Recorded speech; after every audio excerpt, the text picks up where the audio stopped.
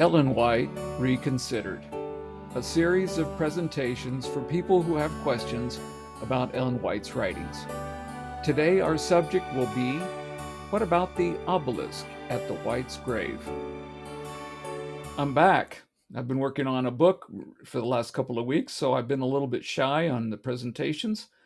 But today, we're going to have an interesting topic that was suggested by a friend of mine down in Chile. We were having a seminar this week, and the question that arose in our interview was, why is it that there is an obelisk on Ellen White's grave?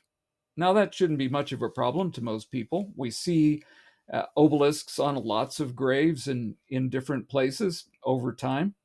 But some have suggested that that might create a problem because it might mean that Ellen White was linked together with the Masons. Well, is that a viable idea?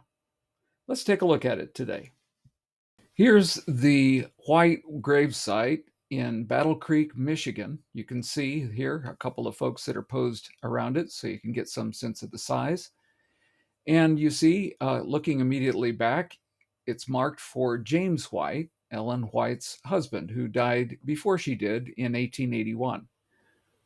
When James White died, it left a big gap in the leadership of the young Adventist church because he had borne such burdens, aged himself really, because he worked so very hard for the church. And people relied on him for his solid advice and guidance for the church and ideas that he used for uh, leading out in the church. So when he died at age 60, it was quite a shock to the church. Some suggested that they put up a broken shaft at his gravesite to represent this great tragedy for the denomination. But Ellen White said, no, we'll never do that. We'll never put up a broken shaft for him. That suggests part of the reason why the obelisk was decided upon. It was a clean, unmarred marker that could be seen as you go into the cemetery and find their gravesite very easily. We might like to turn the marker and see what it looks like on the, if we go to the side. Notice there that on one side is got James's name and on the other side has got Ellen. But is there anything else on there besides the family name? No, there's not. But if this were a Masonic gravesite, there would be some things that you would see. What you would see are some symbols like these that are classic Masonic symbols. Truth is, you don't find that on the tombstone for the Whites. No, their tombstone is simple and plain. It's really hard to imagine that people could think that Ellen White was tied up with the Masons when she wrote a number of counsels against linking with the Masons because there were activities that she didn't approve of.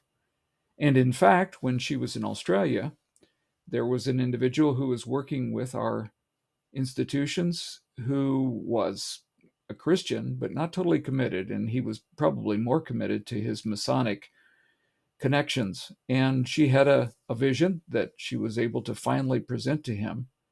And in the course of talking to him, she made certain signs that she shouldn't have known anything about inadvertently. And what he heard from her made a deep impression on him, and he decided to leave the Masons. Now, that would seem strange if she were engaged in Masons herself. Also, it seems odd that there's really no record, no time allowed for her to engage with this group of people. Her time was always occupied. So to be a participant in something that she was working against, there's no evidence on her tombstone that it actually is Masonic. It's probably best just to conclude that that was a classic marker of the time. And it was something to call simple attention to the place where she, her husband, and her sons were buried. Well, thanks for joining us today. Just a quick note, if you're not yet subscribed, please take the time to subscribe for more answers to the questions that people raise about Ellen White and her writings.